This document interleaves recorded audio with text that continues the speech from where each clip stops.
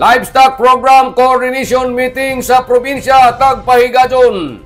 Aktibo na tagtambungan ng mga Municipal Livestock Program Coordinator sa mga artificial insemination kon AI technician gikan sa nagkalain-lain na lungsod ng probinsya. Ang Tagpahigajon na Livestock Program Coordination Meeting niadtong Agosto City tuig 2025. Ang naiskutan na kalyukan nagtinguha ini alang sa pagpaligon sa implementasyon sa mga programa sa pagpangandam sa livestock industry sa Surigao del Norte.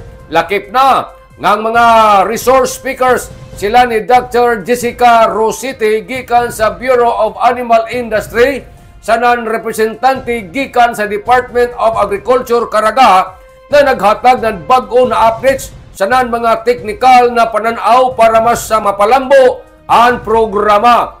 Mapasalamaton ang Provincial Government of Surigao del Norte.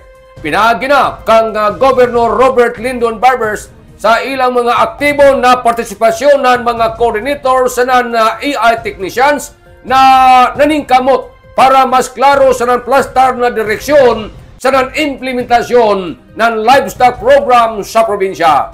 Nanukad gikan diri sa Kapitolyo ini si Marek Senars Marcon Vlogs. Mario Kunali si Murlan Mulaong. Salamat. Marajaw na adlaw natong tanan.